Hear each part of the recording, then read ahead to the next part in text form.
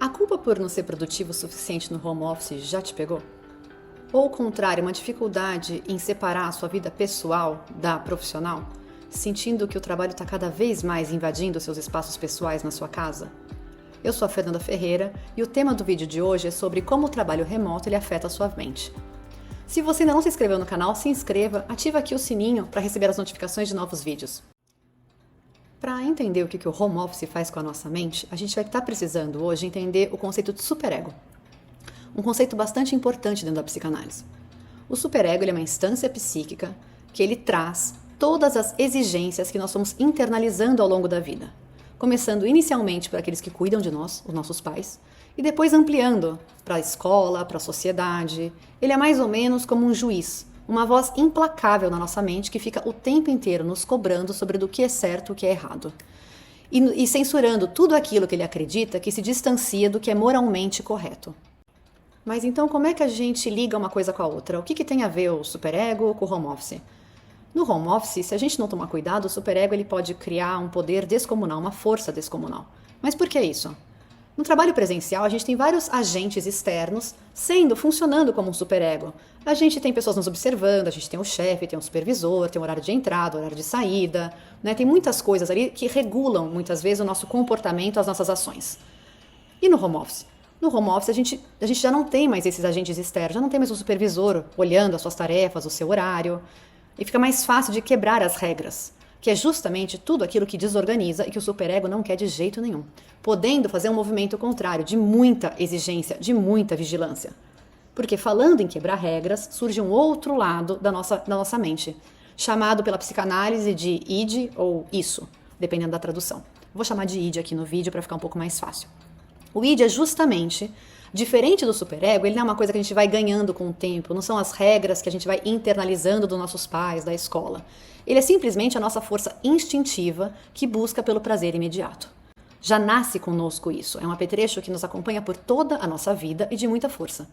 Se você quer ver um id na sua mais pura demonstração, é só observar um bebezinho pequeno. O bebezinho pequeno, ele não se importa em estar incomodando, atrapalhando, não seguindo regras. O que ele quer, ele quer. Se ele estiver com fome, incômodo, desconforto, ele vai berrar até que aquilo possa ser resolvido para ele e ele possa retomar uma sensação de prazer.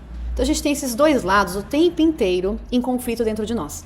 Por um lado, nós temos um lado instintivo e inato que nasce conosco e que busca a todo momento a satisfação do prazer. E por outro, a gente tem um lado que foi sendo construído ao longo do tempo e que, para poder ser aceito, fazer parte, a gente foi internalizando regras, a gente foi criando exigências do moralmente aceitável. Então, no home office, a gente está preso num embate psíquico. Por um lado, a gente tem o superego, com as suas regras e demandas e exigências, querendo fazer tudo muito certinho. E por outro lado, a gente tem o id querendo buscar uma satisfação, prazer, quebrar as regras o tempo todo. E como é que se resolve isso? Na verdade, quem é que resolve isso? Também tem alguém lá no nosso aparelho psíquico que faz essa difícil tarefa. É o tal do ego. O ego ele vai tentar fazer uma mediação entre essas duas forças opostas. Ele tenta encontrar um equilíbrio. Vamos imaginar o Pablo. Pablo é um cara que está trabalhando de casa e ele vê uma vontade gigantesca de assistir o final daquela série que ele está acompanhando, que acabou de sair o último episódio, ou assistir o final da Champions League, ou simplesmente deitar no sofá e ficar rolando feed sem fazer nada demais. Mas por outro lado, ele também sabe que ele precisa entregar aquele relatório, ou ele precisa estudar um certo tema que ele está precisando, e nisso surge o ego para tentar balancear as coisas. Porque sem as supervisões que um ambiente presencial de trabalho fornece, os limites vão ter que vir de dentro. O que pode acabar inflando o superego, tornando ainda mais rígido para tentar compensar as libertinagens que o id também ganha pelo ambiente com menos supervisão externa. E a psicanálise ela vem com a proposta de se aproximar dessa tensão. Não para apaziguar, mas para compreender. Porque a proposta da psicanálise ela é mais incômoda. Ela não está aqui para aliviar sintomas ou dar respostas prontas. A proposta é sempre aproximar você do seu desconforto para que você possa obter respostas a seu respeito. Por exemplo, qual dessas vozes, do dever ou dos desejos que acaba pesando mais para você? Você se sente mais cansado no home office por tentar dar conta de tudo? Ou por ter que fazer um esforço gigantesco muitas vezes para não ficar procrastinando?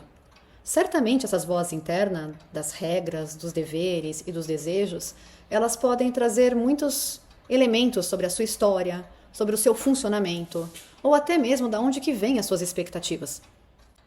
Caligares, ele dizia assim que o cotidiano ele é um espelho do inconsciente. Então, o home office, com a sua falta de limites e com as suas tentações ao alcance, ele traz para nós mais uma oportunidade de a gente entender essas forças que estão tão amplificadas nessa situação, mas que existem dentro de nós e que podem acontecer em várias esferas da vida. No campo pessoal, amoroso, do relacionamento, em que a gente tem o tempo inteiro essa tensão existindo entre o que a gente acredita que deve fazer e se esforçar para, e em compensação aquilo que a gente gostaria de fazer se não tivesse ninguém observando. E com isso nós temos mais uma oportunidade de podermos nos observar e nos conhecermos um pouco mais. Principalmente a gente entende que está tendo um desgaste se uma dessas forças que eu fui explicando ao longo do vídeo está com muito mais força do que a outra. Se nós estamos muito drenados por muitas regras e exigências, levando uma vida com muita rigidez. Ou por outro lado, a gente se perde demais, estamos com uma vida muito desorganizada. Isso vai mostrando para nós que o nosso ego está muito sobrecarregado e ele não está conseguindo fazer essa mediação. Porque justamente do campo psíquico, uma vida mais saudável, ela é uma vida com mais consciência. E com a consciência, quando a gente vai ganhando um conhecimento maior de nós, como é que vai funcionando a nossa mente, a gente tem inclusive a oportunidade de fazer essas duas forças que parecem tão opostas, o nosso superego com as suas exigências, o id querendo satisfação a todo momento, a gente consegue transformar aquilo que parece uma oposição em algo complementar, encontrando esse equilíbrio. E aí sim a gente tem a condição de viver uma vida de maneira mais saudável.